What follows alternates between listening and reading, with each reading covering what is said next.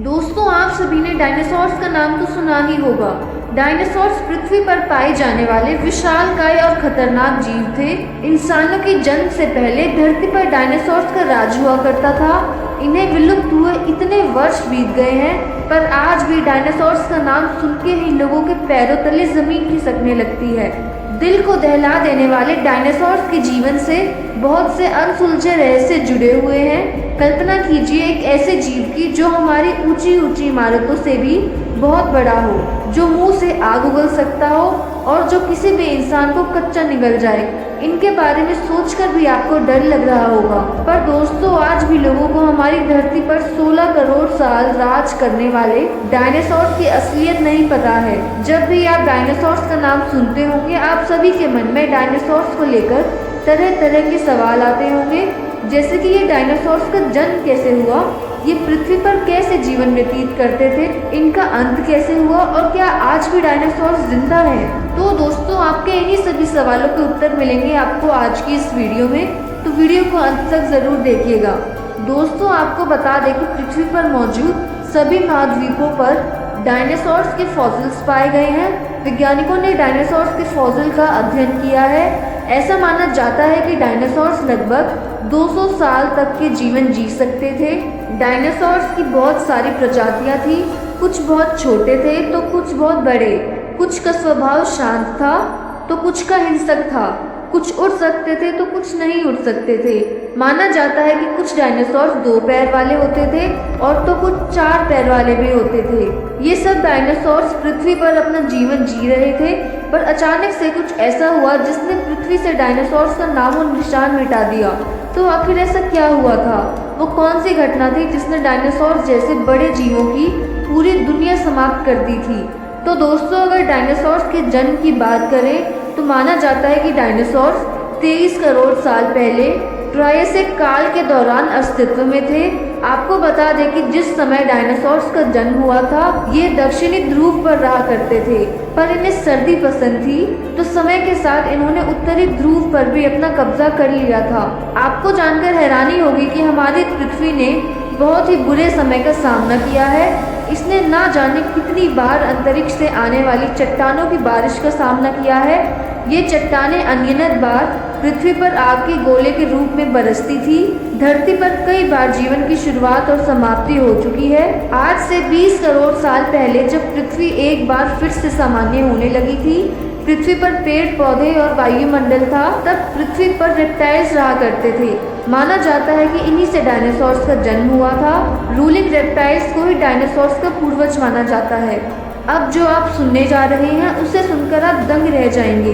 जैसी धरती आज हम देखते हैं, वैसे डायनासोर्स के टाइम नहीं थी। जी हाँ दोस्तों, ट्रायसिक काल के समय धरती पर अलग अलग कॉन्टिनेंट और देश नहीं थे, बल्कि पूरी धरती एक ही कॉन्टिनेंट थी, जिसे सुपर कॉन्टिनेंट कहा जाता था। और इस सुपर कॉन्टिनेंट में हर जगह डायनासोर से डायनासोर्स दिखते थे, जैसे कि हम आज के समय में इंसान देखते हैं। दोस्तों, अगर डायनासोर्स के खाने की बात करें तो ये जानकर आपको हैरानी होगी कि अधिकांश डायनासोर्स शाकाहारी हुआ करते थे। ये पेड़ पौधे ही खाते थे। कुछ डायनासोर्स तो लकड़ियां भी खाया करते थे, पर कुछ डायनासोर्स बहुत खूंखार और मांसाहारी भी हुआ करते थे। ये छिपकली, कछुए या अन्य जीवों को भी खा जाते थे। एक मुख्य बात यह है कि मांसाहारी डायनासोर्स की हड्डियों में छेद हुआ करते थे, जिसके कारण ये बहुत फ्लेक्सिबल होते थे। दोस्तों, डायनासोर्स बहुत तेजी से दौड़ा करते थे। कुछ तो 90 किलोमीटर प्रति घंटे की रफ्तार से भी दौड़ सकते थे। इसी के साथ कुछ डायनासोर्स उड़ सकते थे तो कुछ पानी में तैर भी सकते थे। दोस्तों, एक और बात जो डायनासोर्स के बारे में कही जा सकती है वो ये है कि डायनासोर्स में दिमाग बहुत कम हुआ करता था। डायनासोर्स के बारे में एक और फैक्ट ये भी है कि मांसाहारी डायनासोर्स शाकाहारी डायनासोर्स की तुलना में ज़्यादा दिमाग वाले हुआ करते थे। जैसे कि आपने सुना होगा कि डायनासोर्स बहुत ही खतरनाक होते हैं। इसी कड़ी में बात करें तो सबसे पहले नाम आता है टी-रेक्स का। ये अपने शिकार को दूर से ही सूंघ लेते थे। इन्हें डायनासोर्स का राजा माना जाता था। इसके बाद आते हैं मोसासोरस। समुद्र की गहराई में अपना आतंक मचाने वाले बहुत ही खतरनाक जीव थे मोसासोरस। ये बहुत ही शक्तिशाली हुआ करते थे। ये किसी शार्क को आसानी से चबा सकते थे। खतरनाक डायनासोर्स की बात करें और स्पाइनोसॉरस का नाम नहीं आए तो भला ऐसे कैसे हो सकता है। दिखने में विशाल छिपकली जैसे स्पाइनोसॉरस बहुत ही खूंखार हुआ करते थे। स्पाइनोसॉरस अपने रास्ते में आने वाले सभी जीवों को निगल जाने का दम रखते थे। डायनासोर्स को लेकर लोगों के मन में कुछ और अफवाहें भी हैं, जैसे कि ये मुंह से आग उगल सकते थे। दोस्तों, अक्सर टीवी और कहानियों में ऐसा ही दिखाया जाता है कि ये आग उगल सकते हैं, पर वैज्ञानिकों के अनुसार वास्तविक में ऐसा कुछ भी नहीं है। ये झूठ है कि डायनासोर्स अपने मुंह से आग निकाल सकते थे। ये सिर्फ कहानियों और कल्पनाओं की देन है। इसी के साथ कुछ लोगों का मानना है कि डायनासोर्स आज भी जिंदा है, तो दोस्तों ऐसा कुछ भी नहीं है। डायनासोर्स की सारी प्रजाति बहुत पहले ही समाप्त हो चुकी थी। डायनासोर्स की पूंछ भी बहुत लंबी हुआ करती थी। डिप्लोडोकस डायनासोर्स की पूंछ 14 मीटर जितनी लंबी थी। तो आइए अब बात करते हैं इन विशाल दैत्यों का अंत कैसे हुआ। वो दिन सचमुच बहुत दिल दहला देने वाला था। पृथ्वी पर कुछ ऐसा हुआ कि जिसने पूरी पृथ्वी को हिलाकर रख दिया था। तो आज से लगभग 10 करोड़ साल पहले एस्टेरॉयड का एक बड़ा सा टुकड़ा अंतरिक्ष से आ रहा था। ये टुकड़ा हमारे सौर मंडल में मौजूद एस्टेरॉयड बेल्ट के किसी बड़े एस्टेरॉयड से टकराया।